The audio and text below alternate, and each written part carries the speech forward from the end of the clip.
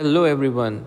So this is the section B of the October 24 paper. So this is on demand. This part was been asked by many of you. So this is what I'm going to do today. So let's see the first question of section B. It's about the graph. So you have to plot the graph, label the axis, and include the best straight line. So let's see. So what I have done is I have noted down the values to make it easy. So this question is going to give you free 3 marks. It's easy. So when it is 1, it's 0.69. At 210, it's 1.45, 1.45, something around this. Then at 3.50 you have 2.41. 3.50 you have 2.41. 2.41 something around here. Then 4.90, so 4.90 you have 3.38. 3.38 something here. Then it's 6.60, and at 8 you have 5.52.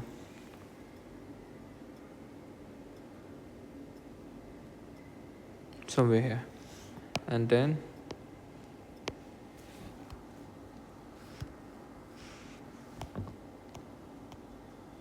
you just draw a straight line where all the points are matching.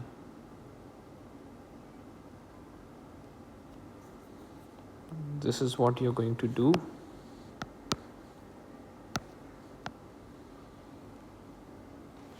That's it. So next part is saying, let's see, plot the points, label the axis, include the best straight lines. So just let's label the axes. This is going to be mass of NaOH. This is mass of NaOH, and this is going to be mass of the hydrated NaOH dot XH2O. So this is where you will get your 3 marks. Okay. Now the next part of the question says, use your graph to find the mass of NaOH dot XH2O needed to form 4.0 grams of NaOH. So on your graph, you have to show you're working on your graph. So let's see this one. At 4 grams,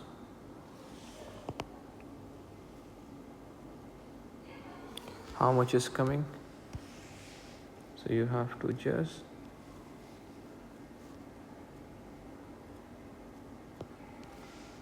draw your line. This is going to be, let's see, this is going to be 5 point, almost 5.8. If you draw it exactly, it's going to be 5.8. Clear? 5.8. Next question. Calculate the value of X in NaOH dot XH2O using the answer to A2. So A2, your answer is 5.8. Let's solve this one. So when you are doing this one, you have to find the moles. So you have the mass of NaOH. Mass is given 4.0 grams, right? And you know the MR of NaOH. You find the MR, it will be around 40. And then you find the number of moles of NaOH. You find the moles of NaOH, it's going to be 4 upon 40, which is 0.1 mole. Yes? Now, number of moles of NaOH dot XH2O. Because the ratio is 1:1, so you have the mole 0.1 mole. Same, because ratio is 1:1. Yeah. Mass, if you see, mass of NaOH dot X H2O, it's going to be 5.8 grams. And find the MR. MR is going to be 5.8 upon 0.1. You solve it, you get 58. Yes, this is the MR of the compound, 58. If you see the MR, 23 plus 16 plus 1 plus 18x is equal to 58. 58. That's your equation. You can find the value of x easily.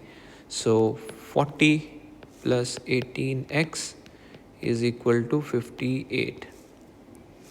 X is equal to 1. So that's your answer. X is 1. Clear? Let's look at the other question. It's saying calculate the mass of this heptahydrate needed to make this much volume of solution of sodium hydroxide of concentration this much. So find the number of moles of NaOH dot 7H2O. If you do it, C times V, 0.15 times, this is in centimeter cube, convert into decimeter cube, divide by 1000. So you divide 250 by 1000, you get 0.250. And when you do this, you will get 0.0375 moles. So MR of NaOH dot 7H2O is 166. How? You just add up all the masses, you get 166. You have the MR, you have the moles, find the mass. Mass of NaOH dot 7H2O is going to be moles times MR. 0.0375 times 166. You get 6.2 grams, and that's your answer. Clear? Next question.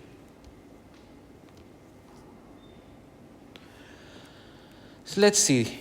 It says molecules of isooctane found in petrol have 8 carbon atoms. The skeletal formula is given to you. You have to find the molecular, empirical, and IUPAC name. So let's see how many carbons and hydrogens are there in this compound, right? So let's count. 1, 2, 3, 4, 5. This is CH3, CH3, CH3. This is CH3. This is CH2. This is just H, and this is CH3. So if you count, you will see there are 8 carbons and 18 hydrogens. Clear? Now when you do the empirical formula, the simplest whole ratio, you will get C4H9. 2 4s are 8, 2 9s are 18. So this is the simplest whole ratio you get. And IUPAC name, so you look for the longest carbon straight chain. So this is the longest straight chain. In this longest straight chain, how many carbons are there? 1, 2, 3, 4, 5. 5 mean it's spent. All single bond, it's ane, pentane. Any side chain? Yes, there are 3 side chains with 3 methyls. 1, 2, and 3. 1, 2, 3. So 3 methyl. So we say trimethyl pentane. And the location, if you see there are 2 methyls which are attached on the second carbon and 1 methyl on the third carbon. So it's going to be 2, 2, 4 trimethyl pentane. Clear? Next question. Isooctane and octane are isomers that are both found in crude oil. They are different in boiling point. So how can you separate these two based on the boiling point? So we always use the process called as fractional distillation. Fractional distillation. This is how you're going to separate based on the boiling point. Next, describe how this technique separates the isooctane from octane. So you know that you have to first heat the mixture in the flask, and you have to connect the flask to the condenser. Simple, you have to just follow the technique. You have studied the separation technique in IGCSE. So you have to just heat the flask which contains both the chemicals, and isooctane has a lower boiling point. It boils off and then it gets condenses and cools in the condenser, and this is how you can separate. So 2 marks question. See what you're going to write in this question. So the mixture is heated in the flask which is connected to the fractional column and condenser. Connected to the fractional column and condenser. You know that isooctane has lower boiling point. Yeah. So what will happen? It boils off and is cooled and cools, condense in the condenser. And this is how you're going to collect the mixtures. Clear?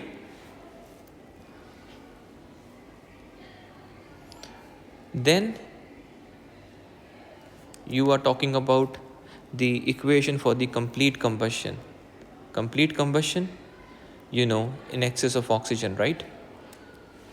So isooctane C8H18 plus O2, you give carbon dioxide and water.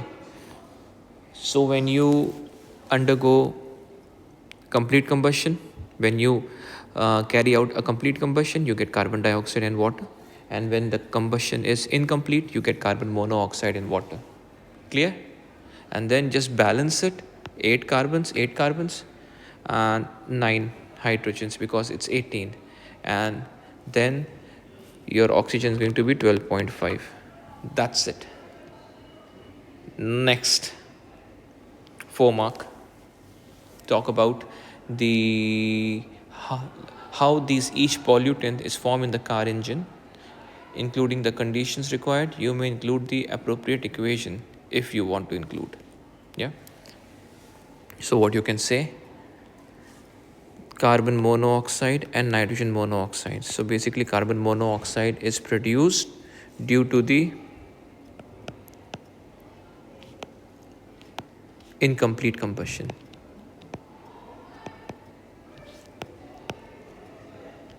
Okay. And nitrogen monoxide, you can say due to the reaction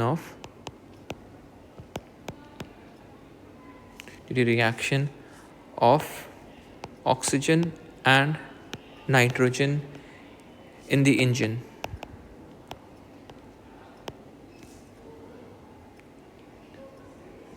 Because of the high temperature,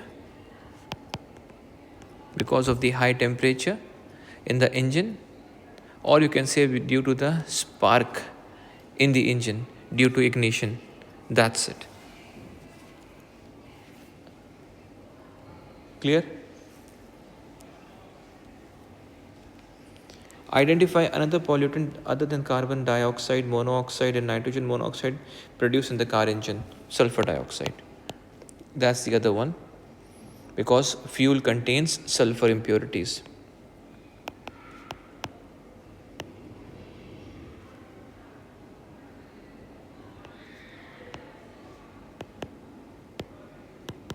due to sulfur impurities.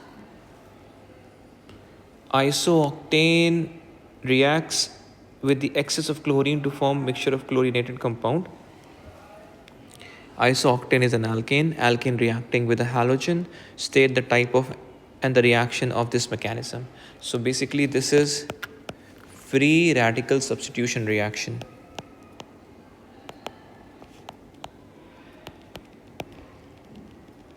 Free radical substitution reaction, and the condition for this reaction is UV light. Yeah. Now one last question. One of the chlorinated compound contain this much carbon and this much hydrogen by mass. Chlorinated, okay. Calculate the molecular formula of this compound. So carbon, hydrogen and chlorine. 44.1% is carbon, 6.9% is hydrogen, and remaining 49 is chlorine, right? And then you find the moles. 12, then 1 and 35.5. You get 3.675, 6.9 and 1.38. Once you get this, divide all three by the smallest number. This is how we find the empirical formulas, right? 1.38, 1.38, 1.38. Solve it. When you solve it, you get 2.66, 5 and 1. Now you have 2.66. You have to convert this into a whole number. So you're going to multiply the entire thing by 3. When you multiply the whole thing by 3, you get 8, 15 and 3. That's it.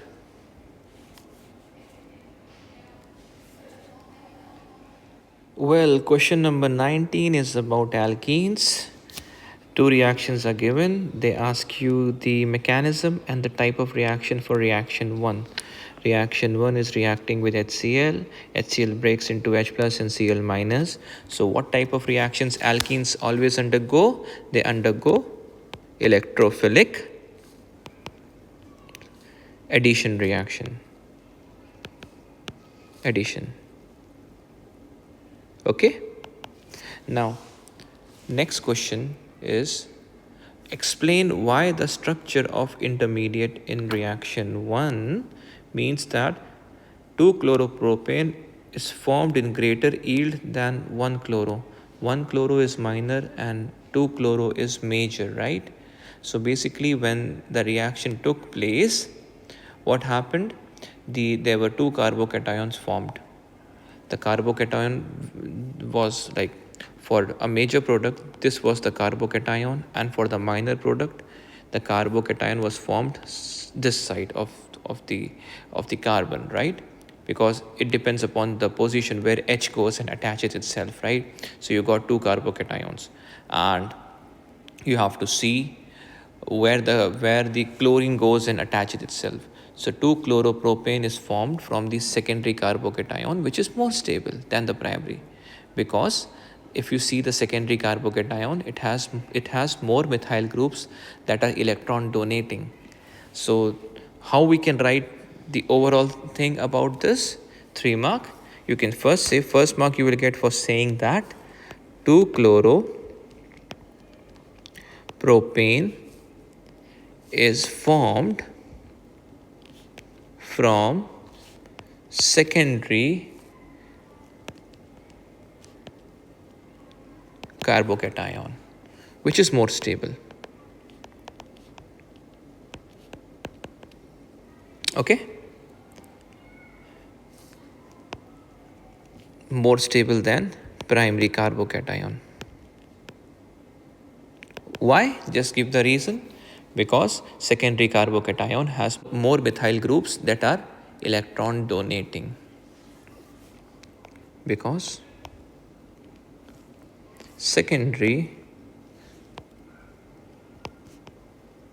carbocation has more methyl group that are electron donating. That's why you get the major product more than the minor product. Clear? Next, the reaction 2 proceeds in 2 stages, right? And this time it's reacting with sulfuric acid. So you have to complete the mechanism by including the curly arrows and dipole and charge and lone pair. So what's going to happen? See, first the bond between H and OH is going to break. Electrons will move towards the O. This becomes partial positive, this becomes partial negative, right? Then you show this. Clear? And then you're going to make an intermediate. How you're going to make an intermediate? So the top part forms the carbocation. So C single bond C, H, H, H, CH3, and this forms the carbocation because hydrogen comes and join here. And oxygen, which is attached to sulfur,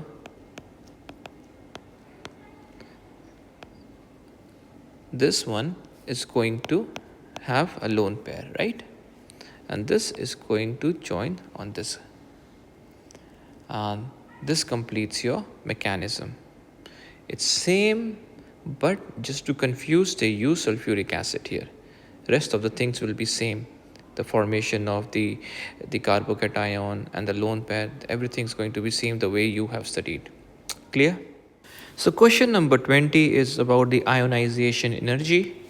It says, explain the general trend in the first ionization energies for period 2 elements.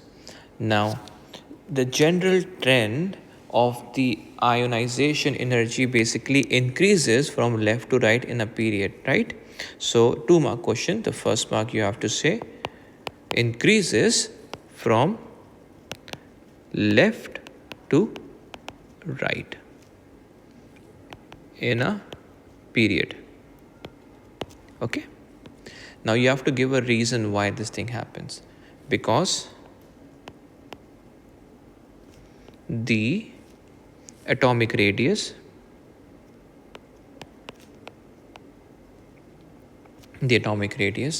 decreases.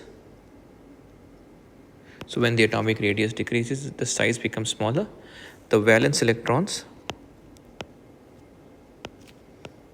if they are held strongly, are more strongly attracted to the nucleus and because of that, high energy is needed to remove them.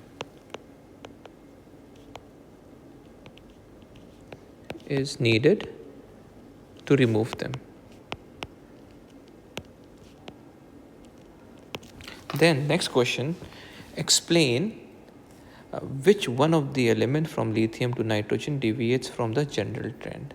So I'll just draw the rough trend. If you see, the trend goes like this: lithium, beryllium, boron, carbon, nitrogen, oxygen, fluorine, and neon. So it starts with lithium. So deviation you see here, which is beryllium and boron, right? You don't have to draw this. I'm just doing it just to explain you. So you have to look at the electronic configuration of beryllium and boron, right? Beryllium is 1s2, 2s2, and boron is 1s2, 2s2, 2p1. Yeah. So you notice that the first ionization energy decreases from beryllium to boron, right? Why this is happening? Because from boron, the electron which is being removed is from the 2p orbital, the 2p subshell, which has higher energy than 2s. So electron in 2p of boron is more easily removed because there is going to be less attraction to the positive nucleus. So you have to write this reason that first ionization energy decreases from beryllium to boron. Okay, because 2p subshell has high energy than 2s. So electron in 2p of boron is more easily removed.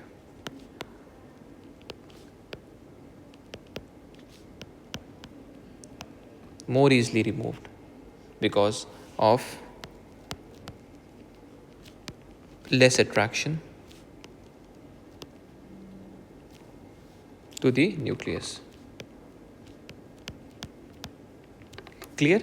Did you get it? So basically you have to look at the configuration, look at the subshell, and then you have to talk about the forces of attraction, which element is having more, which is having less, and then this is how your answer should look like.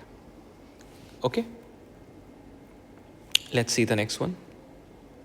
Identify the period the element which has the following successive ionization energies. So you know that with this data you can easily find the group of the element, right? So you have to just look at the big jump. If you notice, the big jump is between 6th and 7th, right? So no doubt this element belongs to group 6. So in group 6, period 3 is, if you look at in the periodic table, it's going to be sulfur. Yeah? So this question is talking about the melting temperatures of the following elements from lithium to nitrogen. You have to complete the diagram by putting a cross to show the approximately melting temperatures of boron and nitrogen, right? So let's see. So lithium to boron to beryllium, the temperature is increasing, and then carbon, the temperature is around 4000 because carbon has a giant macromolecular structure, you know that. So for that there will be strong covalent bonds and large amount of energy is required to break the bonds. So boron, if you see, due to its small atomic size and very strong covalent bonds with the neighboring atoms, it's tightly packed crystalline lattice. So the temperature will be between the carbon and beryllium somewhere here. So this is where we can predict the melting temperature of boron. On the other hand, nitrogen, if you see, like nitrogen, fluorine, oxygen, these are simple molecular structure. They have very low melting point, so that temperatures are very low. So these are the 2 points which I will mark to show the approximate melting point of boron and nitrogen. I hope this is clear. Explain why the melting temperature of carbon is high with the reference of its structure and bonding. So 3 mark, simple 3 mark. It has a 3-dimensional structure. You can say strong carbon to carbon bonds, needs lots of energy to break the bonds. Clear? You have seen the carbon structure in diamond and graphite, right? So because of that. So this brings the end of question number 20. Let's see question number 21. Boron, aluminium, thallium are in group 3. Okay, give the electronic configuration of aluminium. So aluminium's configuration is 1s2, 2s2, 2p6, 3s2.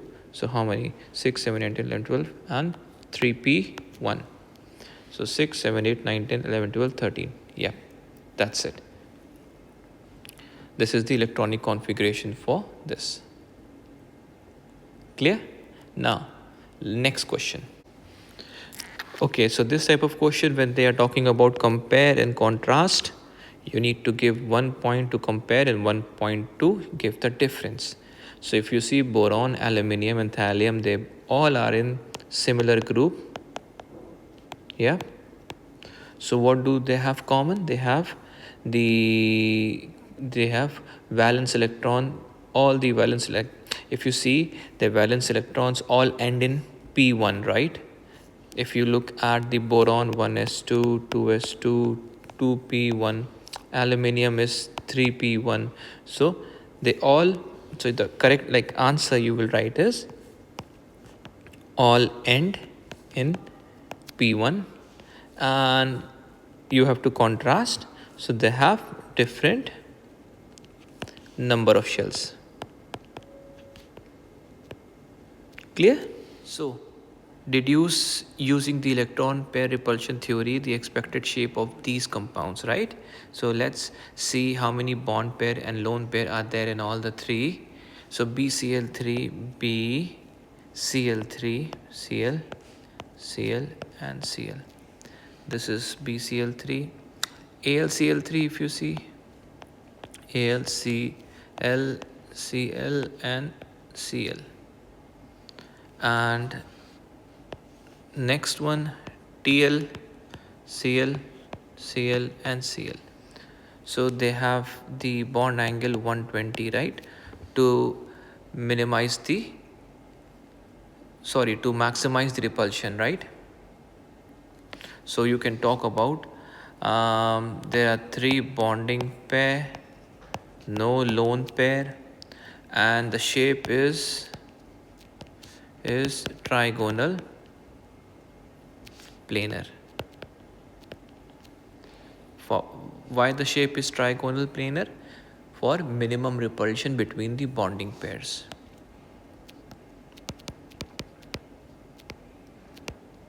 For minimum repulsion between the bonding pair of electrons.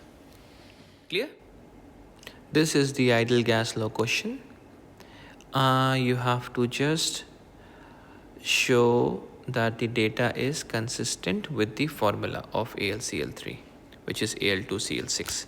So we know that PV is equal to nRT, right? And number of moles is equal to mass upon mR, right? So if we substitute this, PV is equal to mRT upon mR.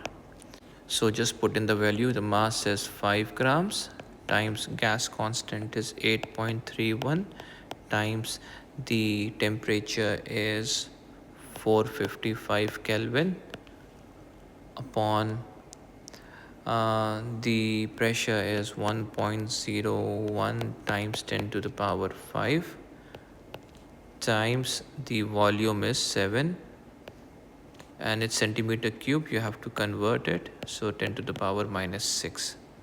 You put these values in the calculator, you will get the final answer 267.4.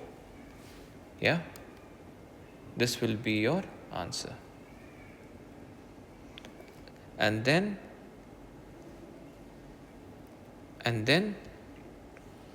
if I'm talking about the MR of Al2Cl6, which is 2 times 27 plus 6 times X, or I can say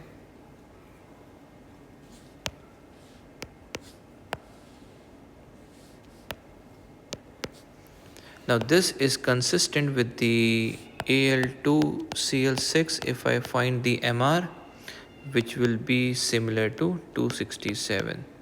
So this data is consistent. Yeah.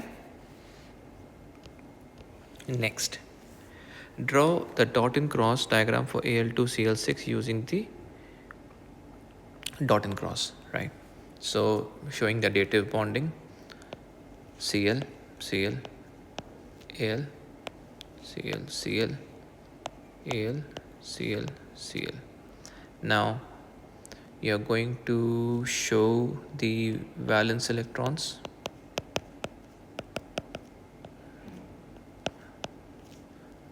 Yeah, then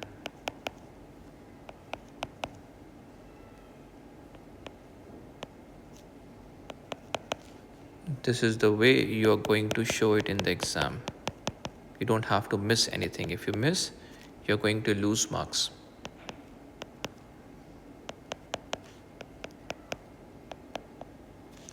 I hope this is clear.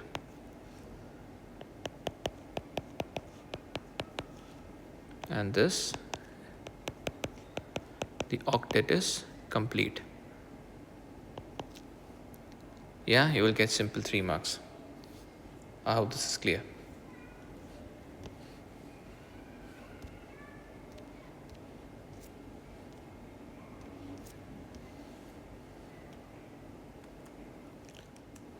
So let's see the shape of TlCl4, TlCl4.